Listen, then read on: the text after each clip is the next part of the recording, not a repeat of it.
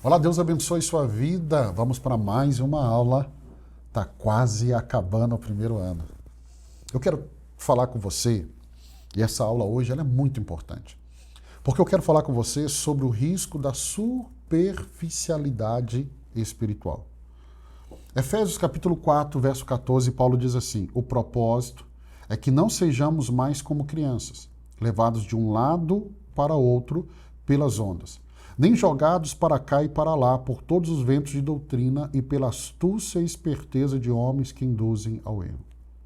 Superficialidade não é inocência. Quem é superficial não é inocente. Eu te explico. A superficialidade espiritual, ela costuma ser tratada no meio cristão como algo leve, quase inofensivo. Muitos vão dizer, o importante é crer. Não, você não precisa ir tão fundo. A teologia divide, teologia esfria. Só que a Bíblia, ela trata esse assunto com extrema seriedade. E quando eu falo extrema, é extrema mesmo. Para o apóstolo Paulo, a superficialidade não é apenas imaturidade, é perigo. É perigo. Efésios 4,14, ele revela o risco de uma fé que não amadurece. Instabilidade, confusão, vulnerabilidade, erro. Então, a fé superficial, ela até sobrevive em ambientes favoráveis, mas ela não vai resistir a ventos contrários. E é impossível você chegar até o final em um ambiente controlado. Então ela funciona bem quando tudo está confortável, mas ela vai desmoronar quando surgem crises, quando surgem dúvidas, quando surgem perseguições, quando surgem ensinos distorcidos. Então Deus não deseja apenas um povo animado, mas Deus deseja um povo maduro, firme, enraizado na verdade. Então, falta de ensino vai gerar instabilidade espiritual. A instabilidade espiritual, ela não nasce, em primeiro lugar, do pecado visível. Não. Mas ela nasce da ausência de ensino sólido. Paulo compara o cristão sem fundamento a uma criança. Não no sentido da pureza da criança, porque a pureza da criança, isso é louvável, mas no sentido da fragilidade dessa criança. Oséias 4,6 diz: o meu povo foi destruído por falta de conhecimento. Então, a falta de conhecimento bíblico, ela gera uma fé inconstante, ela vai gerar decisões contraditórias, ela vai gerar vulnerabilidade emocional, ela vai gerar dependência excessiva de líderes, ou dependência excessiva de ambientes, ou dependência excessiva de experiências. E isso é ruim. Colossenses 2, versos 6 e 7.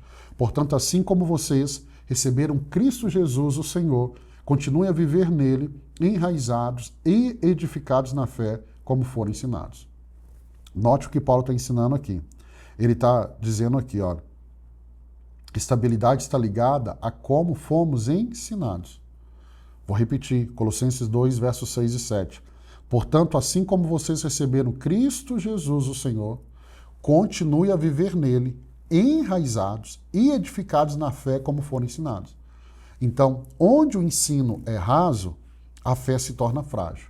Onde o ensino é sólido, a fé cria raízes, a fé cria alicerces. Por que que muitos tropeçam na fé? E esse tropeço, ele nasce na ausência de fundamentos sólidos. Jesus ensinou que o problema não está na tempestade. O problema está no alicerce. Mateus 7, verso 24 até o 27. Eu vou ler só o início. Todo aquele que ouve estas minhas palavras e a pratica é como um homem prudente que construiu a sua casa sobre a rocha. Se você ler esse texto, dá uma pausa aí, leia esse texto, Evangelho de Mateus, capítulo 7, verso 24 ao verso 27.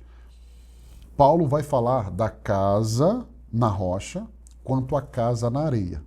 E ele vai falar que as duas vão enfrentar a mesma tempestade. A diferença não está na intensidade da tempestade, na intensidade da prova, mas na profundidade do fundamento. Por que que muitos abandonam a fé não é porque Deus falhou, mas porque nunca aprenderam quem Deus é de verdade. Então, quando vem a tempestade, vem a dúvida, vem o questionamento. Eles nunca organizaram as suas convicções. Eles nunca foram preparados para o sofrimento. Eles nunca foram preparados para a espera. Eles nunca foram preparados para lidar com o tempo de dúvida. Então, a fé sem fundamento, ela não cai de uma vez. É como Pedro andando sobre as águas. Vai afundando. Ela vai se desgastando aos poucos até o momento que ela cai. Então nós vivemos um tempo de muitas emoções. Agora, emoções sem verdade vai enfraquecer a sua caminhada. Então a Bíblia, ela nunca desprezou as emoções. Deus nunca desprezou as nossas emoções, de maneira nenhuma. Porque Deus nos criou como seres emocionais. Então o problema não é sentir. Nós devemos sentir. É bom sentir. Agora, o problema é quando eu vou sentir sem a verdade. Quando eu tenho emoções, mas não tenho a palavra. Esse é o problema. Então, emoções desconectadas com a palavra vai gerar uma espiritualidade instável. Vai gerar uma espiritualidade dependente de estímulos constantes. 2 Timóteo capítulo 4, verso 3 e 4, pois virá o tempo em que não suportarão a sã doutrina. Ao contrário, cercar-se-ão de mestres segundo os seus próprios desejos. Então, quando a fé é guiada apenas por emoções, o culto precisa sempre ser mais intenso. O culto precisa sempre ter novas experiências. A mensagem precisa sempre agradar o ouvinte. A verdade, ela começa a ser ajustada ao gosto do ouvinte. Então, a palavra, porém, nem sempre confronta, mas às vezes ela corrige, às vezes ela confronta, às vezes ela conforta, ela chama ao arrependimento. O problema é quando eu estou esperando só conforto. Tem crente que quer só confronto. Não. Salmo 119, verso 105. A tua palavra é lâmpada que ilumina os meus passos e luz que clareia o meu caminho. Então a luz da palavra, a luz da palavra, ela sustenta no momento que a emoção vai oscilar. E isso vai acontecer. Sem verdade, a emoção cansa. Com verdade, a fé vai permanecer. Então, qual é o desejo do coração de Deus? Um povo maduro, um povo firme, um povo consciente. Então, o plano de Deus nunca foi manter o seu povo na infância espiritual. Nunca foi. A maturidade, ela é parte do chamado cristão. Hebreus 5, verso 12 e 14, leia aí. Depois de tanto tempo, vocês já deveriam ser mestres. Então, o escritor de Hebreus vai dizendo, para aquele povo, para aquela igreja, vocês já deveriam ser mestres. Ele vai continuar dizendo assim, o alimento sólido é para os adultos. Então ele está dizendo, vocês já deveriam estar se alimentando de alimento sólido. Então a maturidade espiritual, ela vai envolver discernimento, ela vai envolver constância, capacidade de suportar pressão, suportar tensões. Então, maturidade fala de uma clareza doutrinária. Maturidade é ter consciência da própria fé. Então, Paulo vai deixar claro que o objetivo do ministério não é apenas reunir pessoas, mas formar pessoas maduras. Efésios 4:13, até que todos alcancemos, todos alcancemos a maturidade, atingindo a medida da plenitude de Cristo. Então, uma igreja madura não é a que sente mais. A igreja madura é aquela que permanece firme. Então, a formação teológica é um meio de amadurecimento espiritual. O meu convite para você no segundo ano é para você trilhar esse caminho de amadurecimento. Porque a formação teológica, ela não é um fim em si mesma, não. Mas ela é um meio dado por Deus para proteger, para fortalecer, para amadurecer o seu povo. Deus nos deu para ensinar. E é nesse ensino que vamos amadurecer. Porque a teologia, ela vai organizar a fé, a teologia vai aprofundar convicções, a teologia vai fortalecer discernimentos, a teologia vai preparar você para a crise, a teologia vai levar você e te sustentar a perseverança. A teologia vai ensinar você a falar da sua fé, a explicar a sua fé.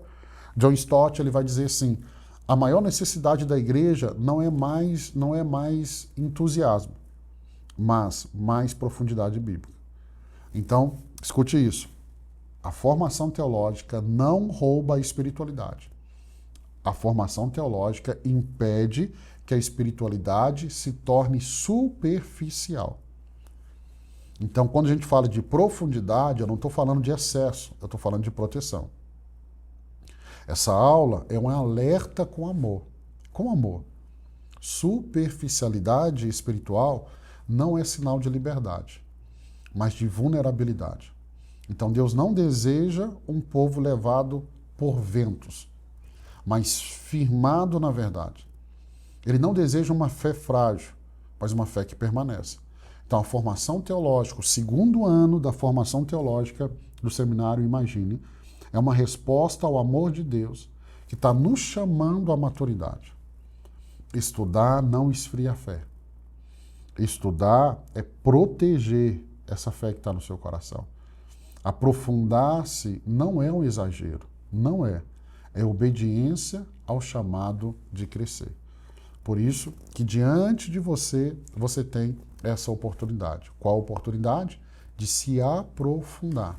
Nós estamos quase no final de um ano de ensino. As próximas aulas, nós vamos deixar aqui, nesse vídeo, um canal para que você entre em contato e você possa estar conosco no segundo ano. O segundo ano da formação Imagine, as aulas não estarão disponíveis no YouTube. Você vai acessar ela na nossa plataforma de ensino cristão.org. Ali você vai estudar. Serão aulas semanais, ali vão ter livros para você ler, provas, você vai ser avaliado. Nós vamos caminhar de forma acadêmica para que você possa chegar no final do segundo ano preparado. Ou seja, você vai sair desse lugar de superficialidade. Se você estava molhando aí os seus pés, o seu tornozelo, chegou o momento de você ir para águas profundas. Esse é o convite. Vamos juntos mergulhar em águas profundas. Eu quero aqui te abençoar. Amanhã, se Deus permitir, eu estarei aqui com você para o finalzinho. São poucas aulas para encerrarmos um ano de ensino. Para mim foi um privilégio, eu creio que eu posso falar em nome de todos os professores que passaram aqui. Tem sido um privilégio poder compartilhar, derramar no seu coração aquilo que o Senhor tem nos entregado. Deus abençoe sua vida, eu te vejo aqui amanhã, se Deus permitir.